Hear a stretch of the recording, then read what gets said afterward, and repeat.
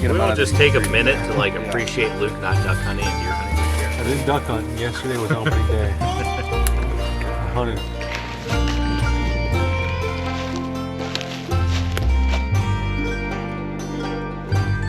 Well, Luke, what do you got?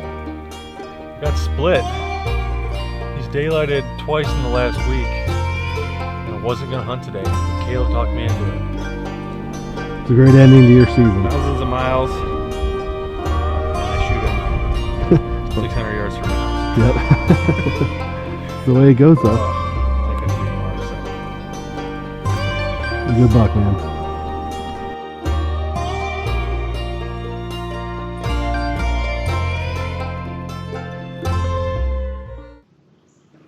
All right, guys. $30. One day, same tree. Same tree. Oh my God, I'm so Woo! Holy shit! Get a shot of these. 2 farms this year. Number 1 is done. Did you say bye, Kevin? I did. I already did. Bye, Kevin. Bye, Kevin. Bye, Kevin. Bye, Kevin. Smoked it, buddy. Look at that. You destroyed it. Joey takes The shop is closing up. Make sure he takes all his right hand. All right. Welcome back to the Deer Shop Podcast. This is episode 19. It is November 30th, Thursday of Ohio gun season. Thursday, Ohio firearm season. We're more than midway through the week, and we have some stories to share. Yeah, gun season always brings out story time. It's a very big, very, very big love-hate relationship with gun season, to be honest with you. So there's been some changes in the recent years with how many deer get killed during archery season and gun season. It used to be a lot more got killed during gun season. Yeah, now it's about even, 50-50. Yeah, and I think overall, more deer end up getting killed in Ohio with crossbows than any other weapon. But gun season's pretty close to archery overall. And it used to be very skewed towards gun season, and now it's, there's a lot more deer being killed during archery. So you get 1 week plus a bonus weekend, so 9 total days of gun hunting. And then 4-day muzzleloader. Yeah, kills just as many deer as the 4 months of archery. Yeah. And I would say the number of hunters is incredibly more when it comes to gun hunting. Yeah, and, so it's all squished into a small period of time. So during bow season, a lot of these guys, outside of extremely hardcore people like ourselves, the average guy might have the crossbow and go bow hunting 10 times over, the 2 months of October, November. Gun hunters, they're all squishing it this week. They're all hunting every day, or, Monday, Tuesday, and then Friday, Saturday, Sunday, or Monday, Tuesday, Saturday, Sunday is kind of common. Yeah, so we're gearing up for the weekend. That's when the Orange Army invades. And they've already kind of invaded. It's been pretty crowded around the area. The weather kept a lot of people out Monday, Tuesday. We had really bad wind and cold. First it was windy, and then it got really cold, and it seemed like the number of hunters was actually down a little bit. But the number of shots was definitely down. Yeah, especially Monday. And there was nothing on barely anything Tuesday, Wednesday, shot-wise in the woods, besides me.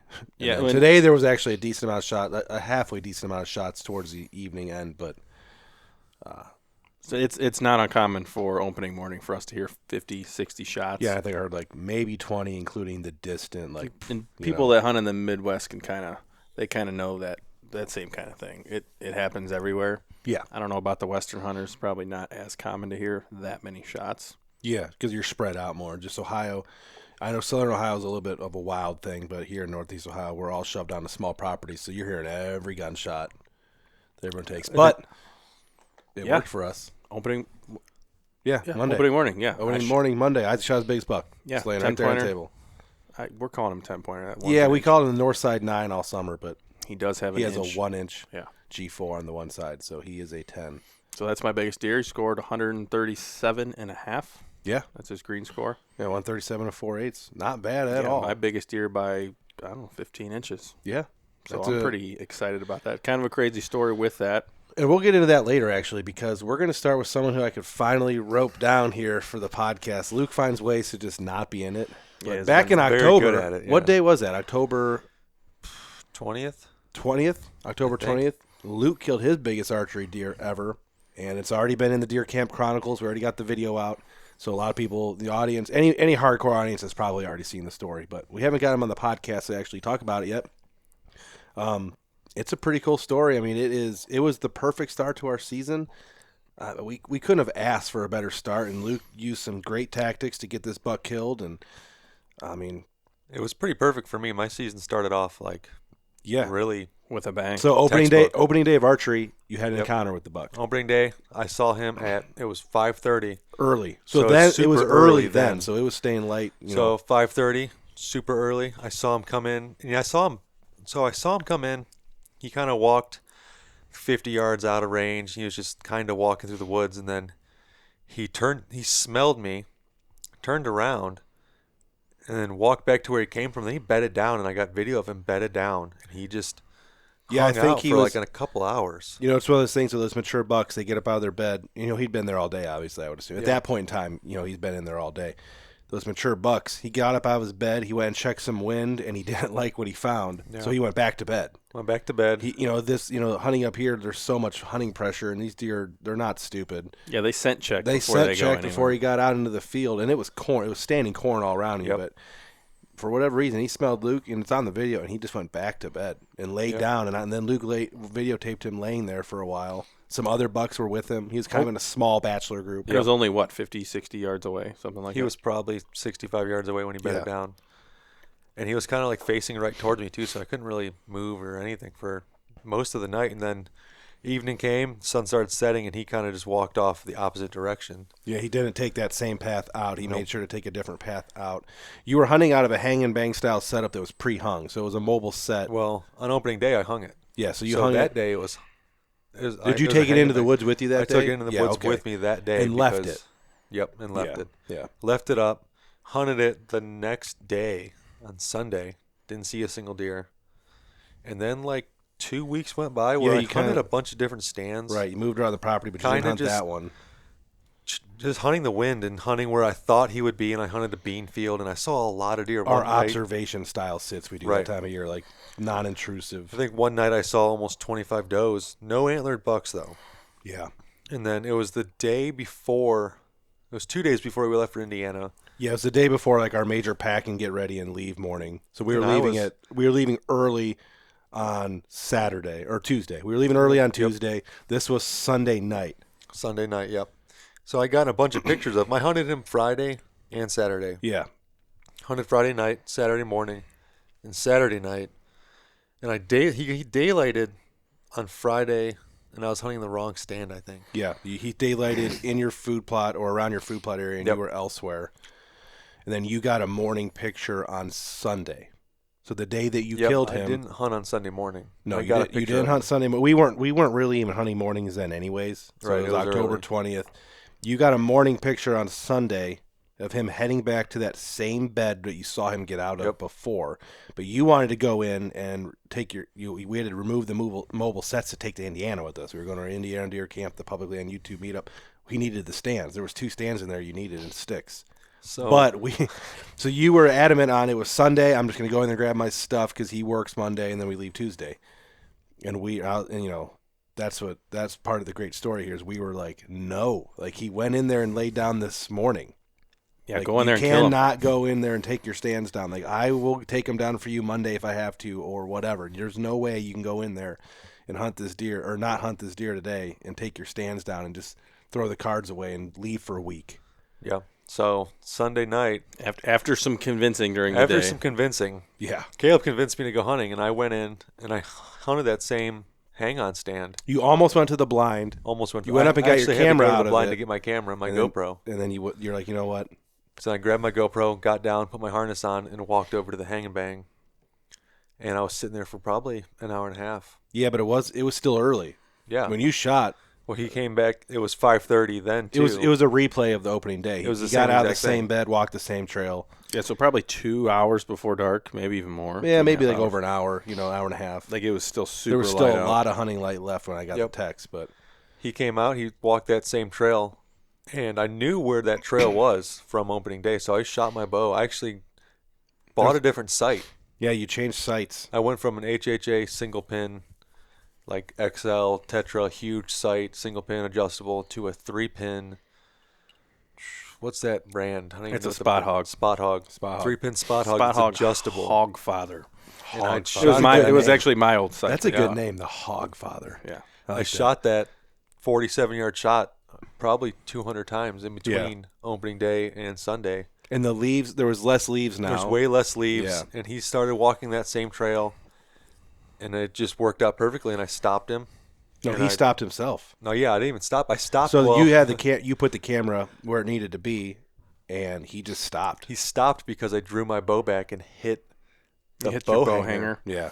I hit the bow hanger when I was setting up for the shot, so I was moving my bow hanger With the with bow. my drawn bow, and he's just staring at me. Yeah. Almost. I 50 can't yards believe away. he didn't duck, but he just stood there and took it. He just stood. Yeah, I shot, and then he just stared at me, and it just smoked him. Yeah. So if you haven't seen the video, you have to go see the video. Yeah, I mean, the arrow sails in because it's a long shot, and his camera's down here below. So the arrow sails in there. it like hits some leaves, some branches Yeah, on the way, bunch and, of twigs are falling. and it just sails directly into the side of him. bop Perfect. right in the pocket. It actually like destroyed his liver and got some lung. He was toast. And then in the video, he does a 180 and turns and run. While he's running off, we can Spurting. see just blood just spurting out. Spurting So we're out. like, It was oh, done. He's done. It was done. It What was episode is that? Mega 8, I think. Yep, it's the October Meg 8. It's episode 4. I Okay, believe. so Deer Camp Deer Chronicles Camp episode. Chronicles episode 4. And it was a good one. It was in my opinion, it is one of our five finest episodes or videos or anything we've ever put on social media. It's one of our 5 best that we've ever Yeah, had. it has everything Out you of want. 400 and some videos, it's top 5. From what we do and how we hunt and how we film the stories we have, it has everything we wanted. History with the buck, encounter with him early in the season, and then a perfect kill shot. Yeah, lots of good hunting footage of the previous hunt and then that hunt. Like the kill shot's perfect on video. Yeah, self-filming It the was kill shot. still light it was awesome. out. It wasn't late at night. One of those dark kill shots. We had a great tracking party for him. Yeah, and since we knew it was a good shot and we could see the blood pouring, we were able to have We a took a tracking party. football team back there. Yeah, I think there was like 10 of us. If it would have been an iffy shot, like we'll get into. We we'll talked get about into, this a lot. We'll get into the iffy shots later in this podcast because there's one that happened. But if it's iffy, it's a scientific. and we go in there with a we mission. kind of stay silent on If the it's whole a issue. smoke show, it's party time, man. Yeah, we're partying. It's party time. And that's what it was. It was awesome. Luke got real emotional after the shot, which is awesome. Cried a little. Cried a which was little, good. a lot actually, I think, but that's okay. Yeah, we cut some of that out. So. Yeah. But it is awesome when you can go in with a group of people, a group of your friends, do a recovery, film it. He runs 100 yards with a perfect blood trail. Yeah, And not even 100 yards, probably 80 It wasn't yards. too cold out. I mean, it was just No, everything was perfect. Late October, 146-inch. 140, 8 point, yeah, 145. 145 and 6/8. He's on the board back there. Yeah, so just a giant 8 point with a giant split 8 G2. point. Yep, it's awesome. Yeah, so that was a perfect start to our deer season. And then, as everybody's heard in the last couple episodes, we went to Indiana. We went to Indiana, came back. We had these podcasts have all been covered. If you look through our playlist, Indiana podcast is there. The rut update is there. All my encounters with this certain particular buck I was hunting. West Virginia's there. And then West Virginia just got released this week. So the West Virginia podcast is on there. It's a good one. A lot of fun. Yeah, we came back from West Virginia last week, had Yeah. Thanksgiving, and then we did a little more rut hunting. Yeah, we did some rut hunting here. It was pretty uneventful, if I remember, for the most part. Caleb put a whole lot of hours in, Oh, man. cat and mouse with certain deer, a couple deer actually. Yeah, I was splitting time between like 3 different deer, to be honest with you. The one disappeared on our way. When we got back from Indiana, the buck that I call my number 2 or number 3. Is he the 2 or 10, 3? narrow 10, whatever. Narrow 10.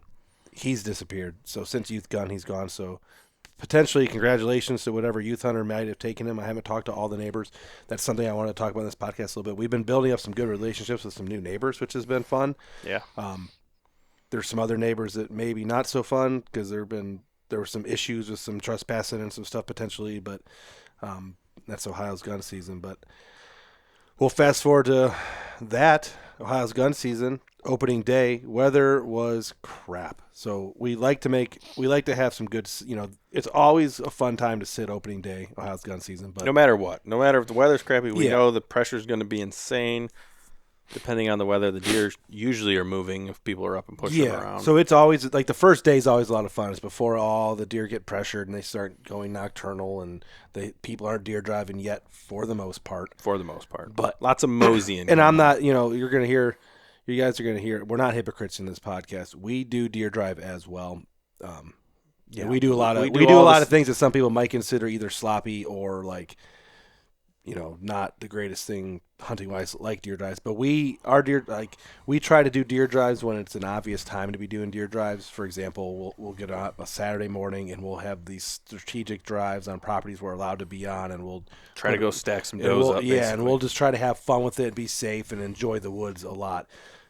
Other people, like for example, on I think it was Tuesday night, I was hunting, and it wasn't our property. I was hunting a different property, but a permission piece. I thought I was the only one that was going to be in there, and especially in the area of that property that I was on, because I was told that was like my area of the property, and that I won't be disturbed too much. And I was all set up, and a dude came through, walking the thicket, 15 minutes after. So it was like right around 5. So it was like in prime time with half an hour of shooting light left. Doom! Some dude just comes walking through. I whistled and waved at him. He saw me, just took a right and just kept going through the thicket like I didn't exist. So yeah, so it sounds like he probably wasn't supposed to be there, and he was doing some moseying. Yeah, I don't know. Who knows? Moseying is probably what he was doing, but Lots of moseying going on. yeah. But okay, opening day Monday. Yes. Just to backtrack, we got a little off subject, but the weather was bad. It was very windy and cold. So it was, temps in the high 20s, low 30s, but the wind's up to 30 miles an hour. It was ripping. So the wind is the worst part. I don't care about cold temperatures. We'll be polar bears and hunt if we have to. We'll make that work. 30-mile-an-hour winds, that makes tree Can't stands hear anything, can't see awful anything, rough. can't film anything. Yeah, it makes getting up in your tree stand, setting up your camera gear, and trying to film awful. So Yeah. I went to a blind. I threw the red flag up. I went to the blind. We sent Isaac to our best spot for gun season. There has always been someone in this tree opening morning, and there's been lots of good hunts. Last year I passed that buck with those antlers on around that stag, the one that Isaac ended up killing, on opening day on video from that stand. So we knew that there was potential to have a good deer encounter. And we've been watching this buck all year. Yeah. He was our number one hit lister on that side of the farm Yes. since the summertime. Yep. Now there was another deer that kind of moved in and maybe pushed him to the side a little bit, but we've been watching this buck, and after I found his sheds, we knew that he was going to be right on top of the hit list, and there he was on top of the hit list. Never encountered him during archery. I did. I didn't. Yeah. So So I you can- encountered him opening day of archery. Yeah, so I could scroll back. I Yep. think it was the second day of archery season. My first yeah. hunt.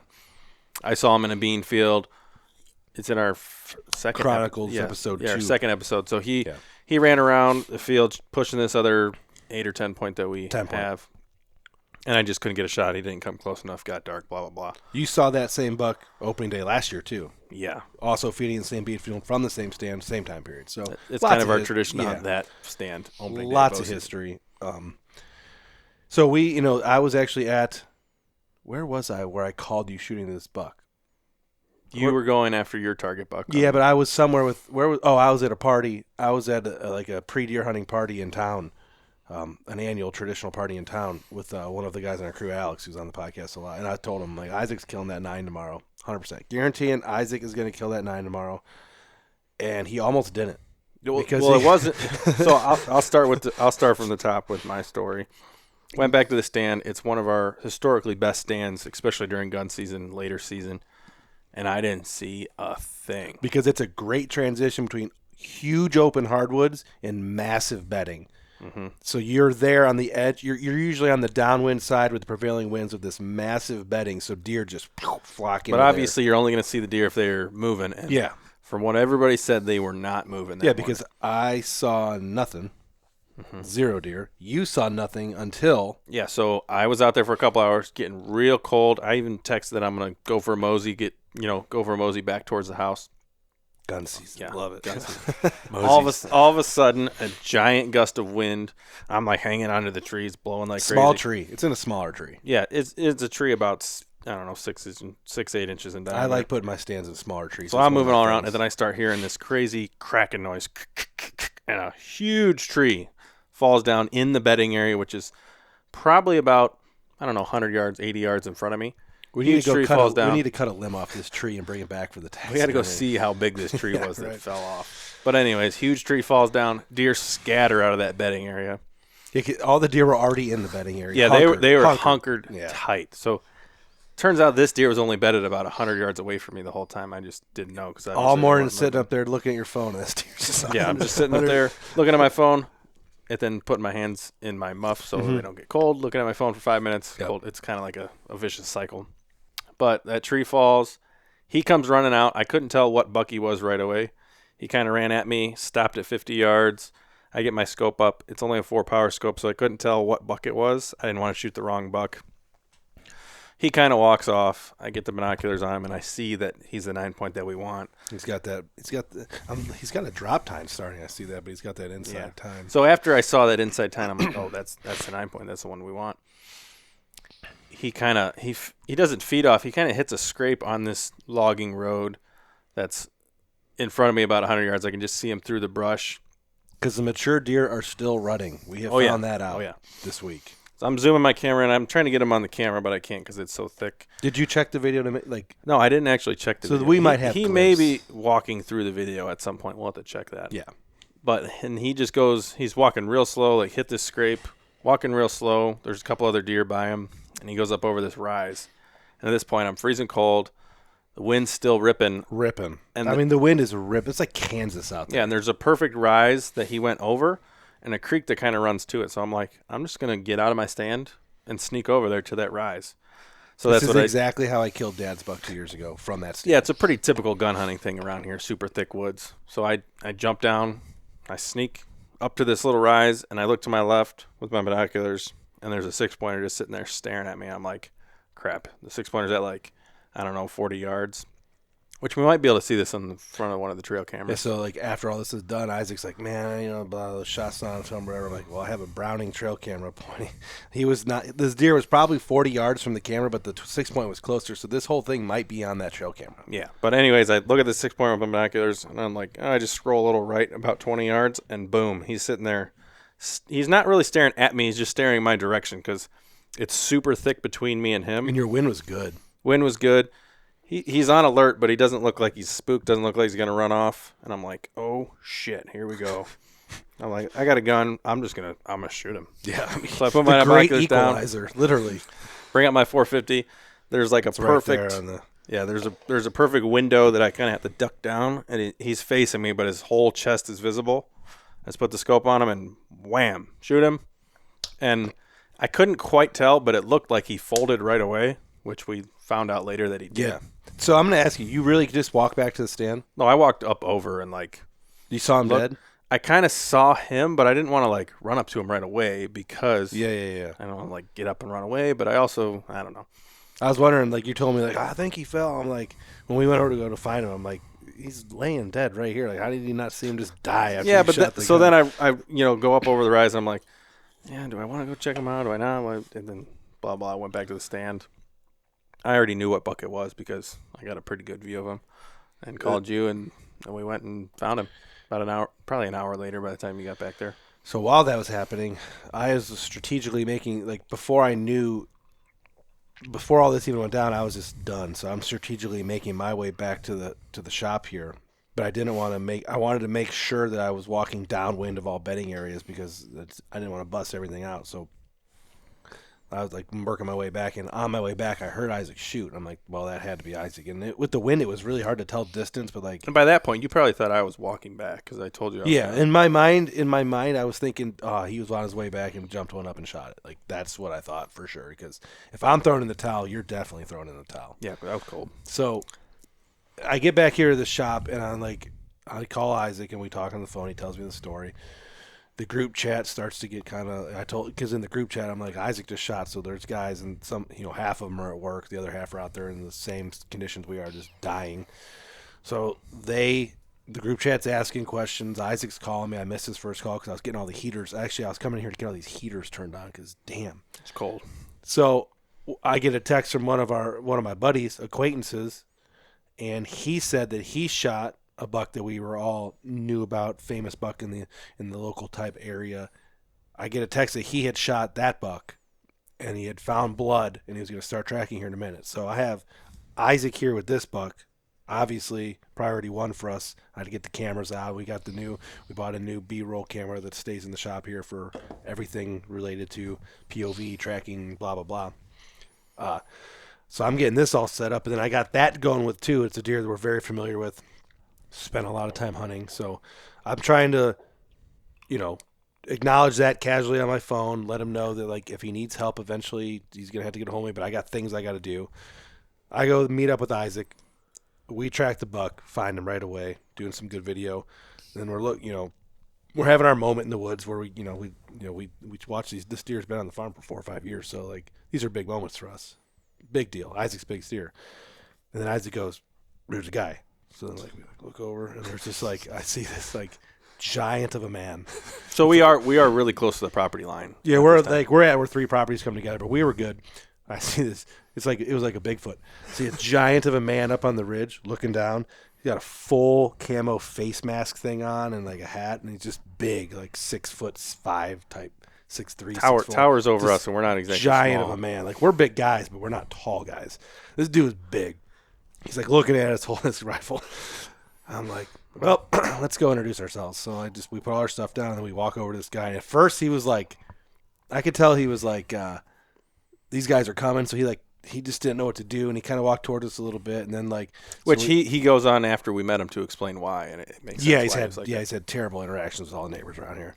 So I introduced myself to him and I'm like, hey, you got to be so-and-so's son or grandson or something. He's like, I am. I'm his grandson. I was like, okay.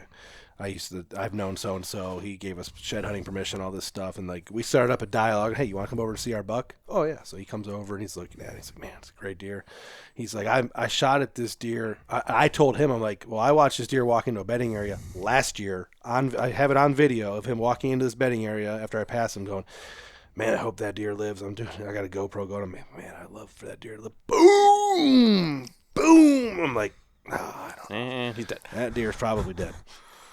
Obviously he wasn't dead, but we find out that guy did shoot at him right after. Mm-hmm. While I was making this video, this neighbor guy shoots at him. But we started good dialogue.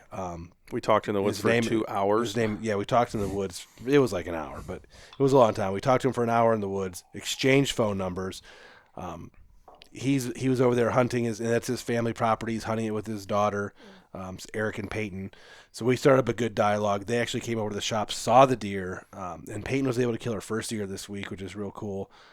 Yesterday, she killed her first deer yesterday. She did get a good deer. Yeah, she killed her first deer yesterday at that farm. I've talked on the phone with him already like 3 or 4 times this week, and he's real excited about like, man, I met some neighbors that aren't assholes and aren't trespassing. Because he's had some asshole neighbor problems. And like all this stuff. So that was a great thing that happened with good dialogue. And he's already like, man, I'm talking about doing food plots. I want to get you guys, all this, the whole 9 yards. So it's awesome to add another good neighbor to the local community hunting crowd, I guess. So yes, definitely. That was a positive thing. So then we got like a negative, positive thing. I don't even know if it's negative or positive, but the whole neighbor with the hitless It's buck. a roller coaster of emotions of gun season, and it's always it's gun this way. season is what it is. It's not all good or bad. It's always this. It's a lot. I don't like to use the word drama because it's not drama, but it's drama. It's high stakes. It's when like watching a sporting event. You take the lead, you don't take the lead, you're losing. You lose a good player. Like it's a big mass. And then when we become so invested in these deer that we're following for years and years and years and targeting. And we want this one to survive. And there's people out there who like this particular deer we're talking about. There's guys out there who are more attached to this deer than even we are. Yeah. But when you have a local community like we have right here, lots of deer, lots of hunters, but like certain deer achieve status. Not only size is part of it, but years alive and where they live and encounters. And I don't know if these deer build up some mythology to them. And they become like there's 10 dudes at night. There's 10 dudes at night laying in their beds, not thinking of their wives and girlfriends. They're thinking of these deer. And I don't know how common this is throughout the country, but around here, definitely there is more hunters than bucks to go around, mature bucks to go around. So we kind of talked. I think we touched upon this at one time when it comes to turkeys, because there's more hunters than there's more hunters than gobblers. 100% around here. There's 3 gobblers in a block and 10 guys on them. So there is more hunters than there is gobblers to go around. Translate this over deer season, there's plenty of deer to go around, plenty of bucks. But when you get deer like this, you get these mythical deer, 4, 5, 6 year old deer, 6 years old, 140, 150, 160 plus, just monster deer that people see when they're driving I mean, down people the road. have shot this deer before. He's got 4 holes in him now. Yeah, he's this been deer, shot 4 this times. deer has been shot 4 times over That a we know 3-year of. period. So specific, that we know so of. specific people would know this deer, but obviously the general Yeah. public isn't going to know this. So I'm not going to say names and locations and names of the deer in the podcast. In our circles we will. But big deer, local hunter. While we're doing this, and Nick and Tyler came, helped us get us out of the woods. We go to the bar for lunch, meet some of our other buddies. We're having a good time enjoying Isaac's biggest buck. It's what we do. We're enjoying we like gun to season. celebrate. While this is happening, another one of our local hunters acquaintances is attempting to find this buck that he shot. Found bone, found blood. Said the leg flopped, went down, went into a creek, couldn't get up out of the creek because his leg was so messed up. Headed towards a thicket. Gave him 2 hours. While we were at the bar, he went and looked for him again, bumped him up, doesn't know which way he went. He jumped him up in this really, really tall, above your head style grass, weeds, thickets. Deer took off, backed out. He was feeling really, really down about it. And then obviously, we're all feeling down about it because it's a deer we know. We spent some time hunting. A lot of people have spent, we're invested in this buck. Number 1 hit lister. Yeah. Yeah. Without giving too much away. Without a doubt, the number 1 hit list. And this deer has achieved. He's gone on to do things like Hook and Freak Daddy. This deer has achieved mythical status with the local crowd. It is what it is. So that happened. That night, after things are settling, that's the night where I went in after he bumped him and said, he's alive. I bumped him, couldn't find him. He went back, couldn't find blood the second time. I'm like, I'm gonna go hunt a local thicket that he very potentially could have been in because he's been in there before on trail camera. So that's when I set up and I had a guy push the woods. So it's just getting worse. The woods are being pushed and we're trying to have this deer hopefully get somewhere where he can either lay down and die or somewhere where he can go lay down and we can make a play on it or whatever, or recover, whatever. So that all happens. I get back here to the shop and I had a drink and I'm just sitting here thinking, I start getting out. I text a neighbor guy. I'm like, hey, drones. So I want to make sure I get the correct name. So I'm going to look at my phone here real quick. Big new fad. Yeah, in the hunting world. The drone that actually came out and helped him. So I sent him to all. He talked to Deer Drone Recovery. He's talked to some other local guys. There's a local guy, Skyhound Drone Recovery, in the local town. It's west of where we're at here, but he's a new drone operator. Just got it. He bought it from Deer Drone Recovery. He's on their list to get called, I believe. Newer operator, so still learning the system. This might have been his first paid. Yeah, I don't know. I'm not here to say whether or not it was his first paid deer track or not. I'd have to talk to him. He did give me video to use in one of the Deer Camp Chronicles episodes, so that's cool. But he came out. I texted the neighbor guy, and he said he didn't even know that was a thing yet. I'm like, listen, deer of this caliber with this many people invested in the story, you got to do something, dog or drone or something. So he talked around, got the drone guy. The weather's shit. The drone guy came out. So Windy. Chris from Sky it started getting snowy at this point. Yes, Chris comes out, 30 miles an hour wind, snow, puts the drone up anyways. Spent 2 hours, me and Ethan went down there, 2 hours searching, found some deer, found some possibles, but the weather was just bad. I think he might have we left because Ethan had to go to work, and he was still there searching. He came back the next morning and searched again and did a massive grid search of the area, found a bunch of deer. No number 1 hit lister. We'll leave it at that. So at that point, it's like bad. The neighbor guy decides he's going to do a grid search of all the waterways that he has access to on his huntable properties because the drone has a hard time seeing in the water. The water all shows up red. So if a deer goes up into the water, you can look for heat signatures, but it's tough. They didn't find the deer dead with the drone, or they did find 3 other dead deer, but not this one, and found a bunch of live deer, but Gun season. So he went and searched all the creeks, nothing. I hunted Tuesday. This is Tuesday, so I hunted, and it was just miserable, windy, cold, just plain miserable. Not much going on around here. I went back to work. Ethan went to work. You were the only one hunting. I think most of our buddies that were off went back to work. Yeah, they're all like, what's the point of even hunting when you have 30-mile-an-hour winds and it's 25 degrees? I mean, the real field temperature was like high teens. Like, it's just miserable. I mean, deer season's 4 months long. Why are you going to kill yourself over That's true. one day? You know what I mean? Like, so we all go to bed Tuesday night. Well, Tuesday night, all the cell cams, boom, he's alive.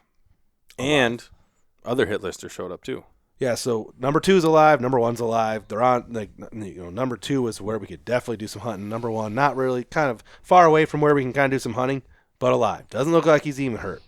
I'm not here to say what happened, but he doesn't. This deer is not a deer you can misidentify. Just the way the rack is. This is not a deer that could possibly be misidentified. But our sample size of about 6 pictures, I think. 6 pictures.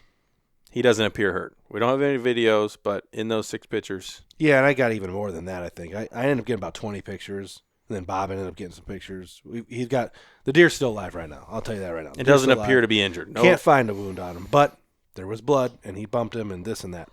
So deer are crazy animals, and they live through a bunch of stuff. But this mythical beast now has 4 holes in him, and just for the past 3 years, still going, still alive.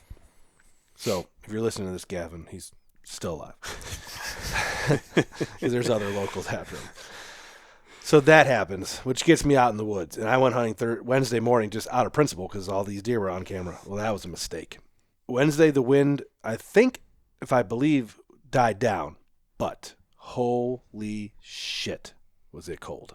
And you think... It was like 18, 19 degrees, just cold. And you also think you bumped number 2? Yeah, I think I bumped number 2 guns because he was it was kind of close to where I got him on camera a couple hours before. One single deer bedded on a ridge, and I had to get to this stand that gave me a play, and I bumped this deer, which sucks, but he's been around since, so who cares? Let's fast forward to Wednesday night.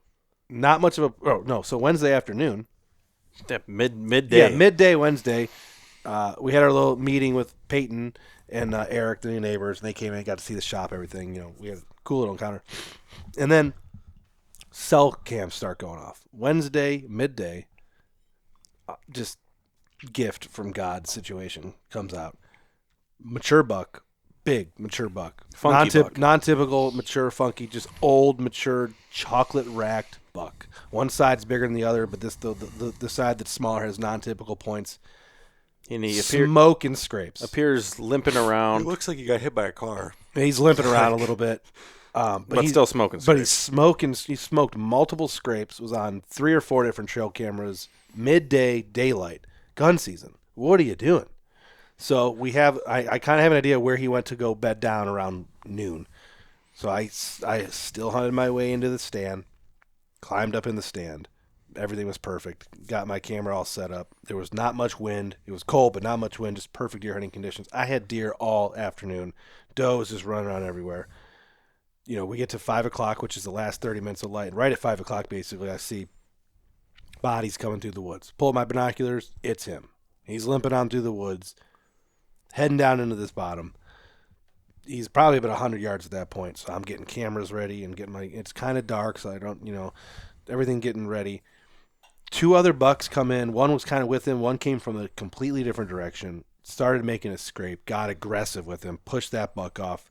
Started to fight this other buck. Went back to fight this buck. Bristled, posturing. Just being an asshole. Like an awesome encounter with a mature buck. Just owning the woods. This deer was owning the woods that night.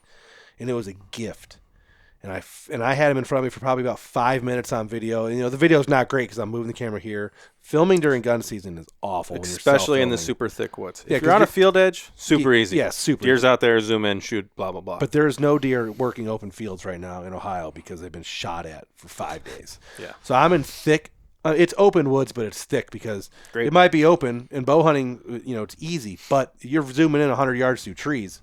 It's wild. And we got grapevines. And you're trying to focus the camera and move. A deer moves 10 feet in real life. You got to move your camera over here and get your gun, and it's a mess. Doing my best to try and stick with the family motto of get it on film. Because this guy already got his on film. This guy almost kind of got his on film. I got to get this thing on film. Well, maybe trail camera, but maybe.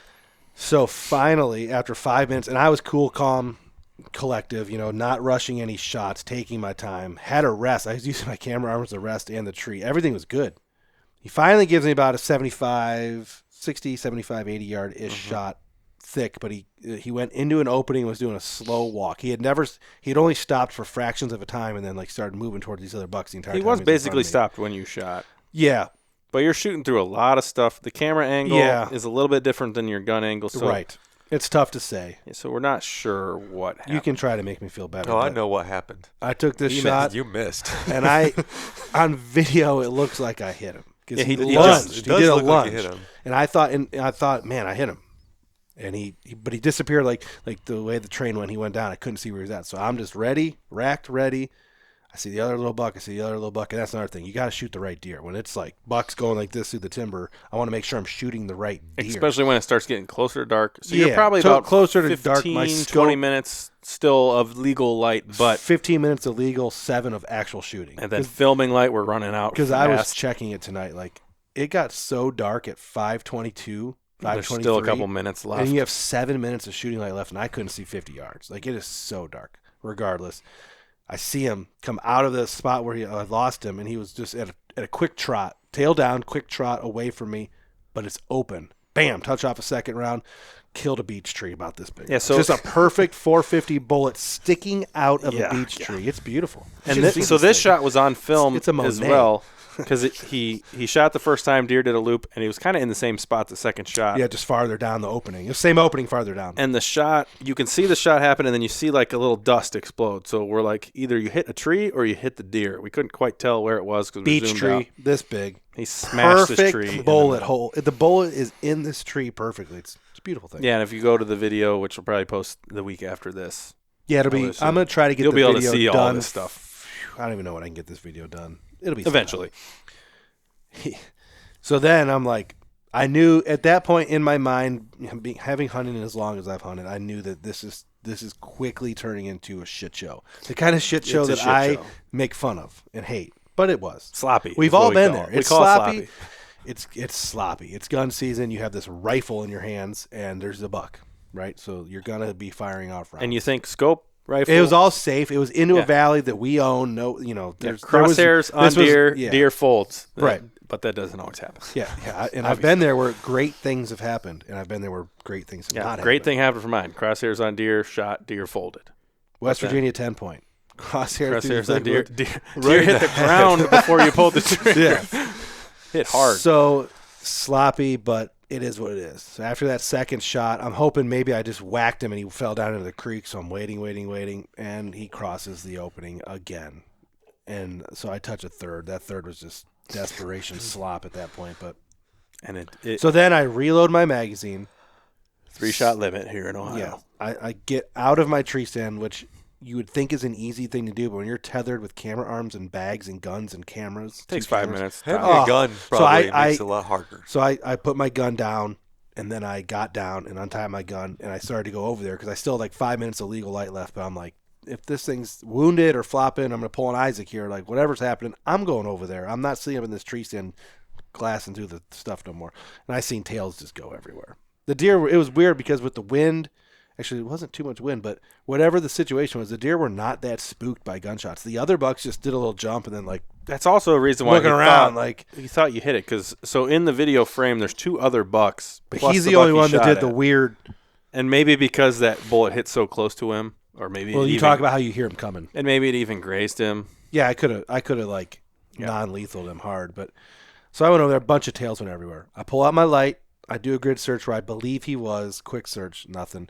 Get all my crap. Go back up to my tree. Get all my crap. Come back here. Meet at the shop with all the. It's on the video. It'll be on the video. There's you got cameras in your face.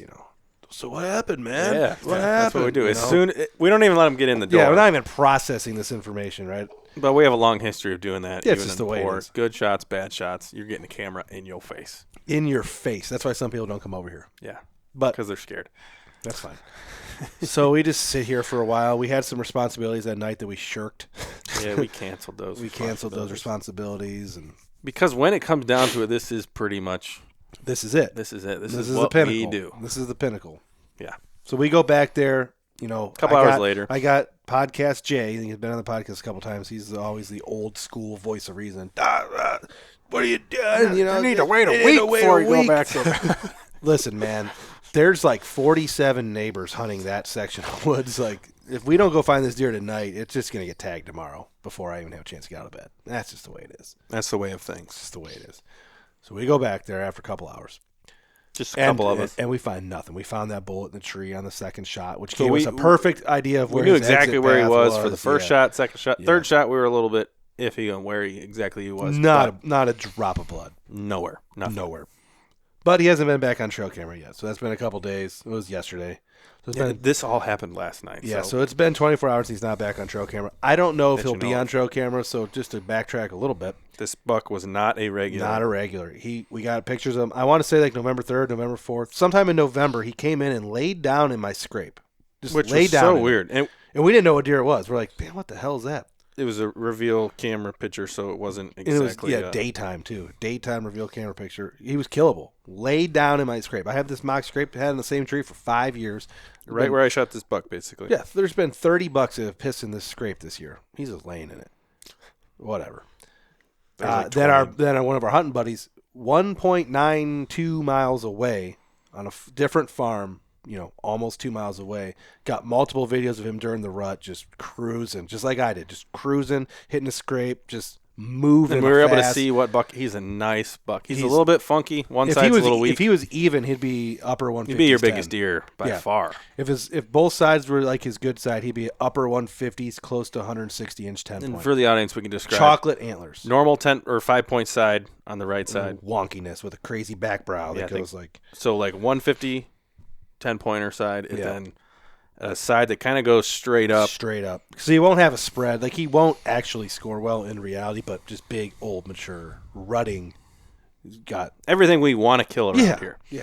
2 miles away, got a couple videos of him just during the rut, cruising, hitting scrapes, doing the rut stuff. Limping back then. We only so got one camera He's on been that. limping for months. Yeah, he's only got one. We only have one camera on this particular farm where we got him, and he's been on that camera multiple times.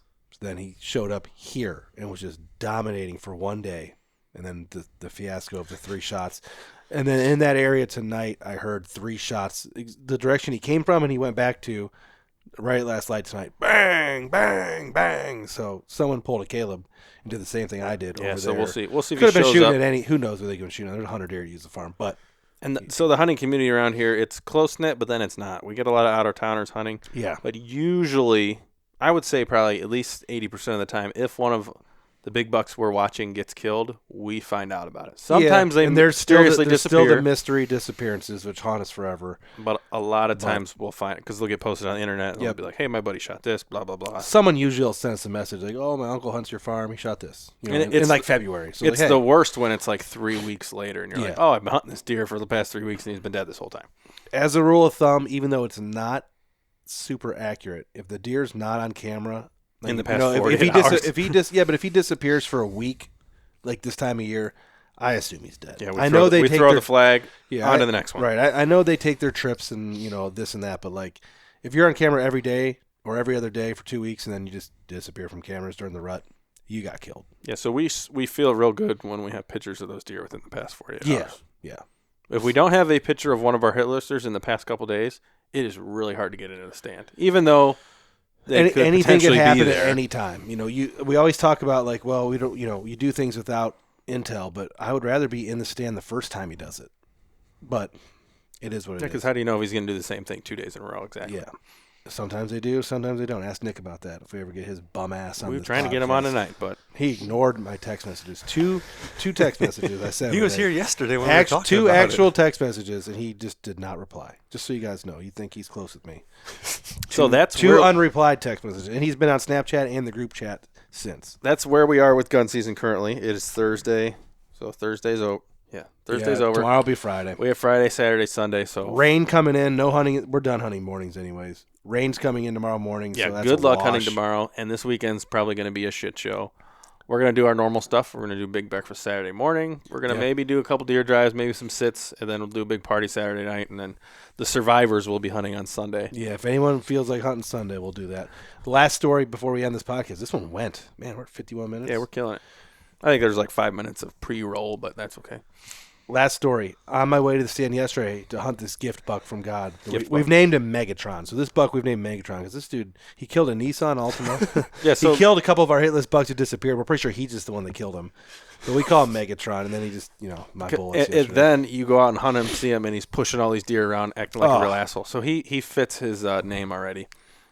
on the way to the stand to hunt him, I found a blood trail, which is even so even more weird. strange. So on my way to stand, I find a blood trail in the woods, like great, and I find the blood trail in front of a trail camera. So I reviewed some trail camera videos and found out that someone, this is part of the gun season slop that we talked about, but someone had shot. He looks like a 3 or a 4 point, a very small 1.5-year-old buck, gimping around in front of my trail camera. Yeah, so we're not sure where he's bleeding. hit. Maybe shoulder, maybe guts. Yeah, I haven't. But he with does not everything look- that's happened, I haven't had a chance to really look for him. He does was not look good. but he was alive, so He was middle of the really night, gimping. alive in the middle of the night. So, yeah, that's another layer to the story that we have. But yeah, good luck to everyone the rest of the week. Be safe. yeah. Wear your orange. Wear your orange. Be safe. Try not to be sloppy. I know sometimes it's unavoidable. Yes. Try your best. If you're doing a deer drive, don't shoot at your drivers. Yeah, Don't trespass, please. Get permission if you shoot a deer and it runs on somebody else's property. yeah. I know that doesn't happen. And a just lot, be but- safe. Have your permission forms because old Green Jeans is out there running around. Yep. Green Jeans is running around. So just be safe with it. Try to enjoy gun season for what it is. If you're one of those guys, we're in the middle of the spectrum, and then there's guys that just only gun season. I need to kill my buck this year, get some meat in the freezer. That's okay. And then we have we have friends in our spectrum that are Using bow bows right hunter, now. yeah, using bows. Bow hunters only. Fuck all these motherfuckers that are out there hunting. They're the with same guns people right that now. someone else killed their Hit list is dwindling. Fuck this, fuck that. Real mad people. He's been on this podcast before. We have all these in our groups, and we're in the middle. So I just shouldn't want you to know, laugh, if you're listening to actually. this podcast, you're watching this podcast, we're in the middle. I get a little bit mad when, hit list bucks disappear, but I also love to go down to West Virginia and just blast away. So I understand. We understand both. We have friends that just Yeah, love we blasting can pretty away, much- and we got friends that are real mad right now. So Yeah, we can relate with everybody. So and understand that too if your neighbors are out there being sloppy, but maybe that's just the way they hunt and the way they were raised. So kind of have an understanding for that. Don't get too pissed off. we're all still on on the same team. Yeah, same we're, team. We're still culturally all deer hunters. And we're going to do this as long as we can because there's a lot of people in this country that are trying to take this away from us. Yeah, yeah, they would. So remember, we're all on the same team here. Yeah, if you're one of those guys that sits around with a bunch of alcohol and an AR-15 and a couple of sheds and a dead buck on your table, like we are right now, some cameras. Yeah, it's pretty cool. Yeah. And I think that's going to wrap it up for us. Yeah. So this is Deer Shot Podcast, episode 19, and we are out. Out.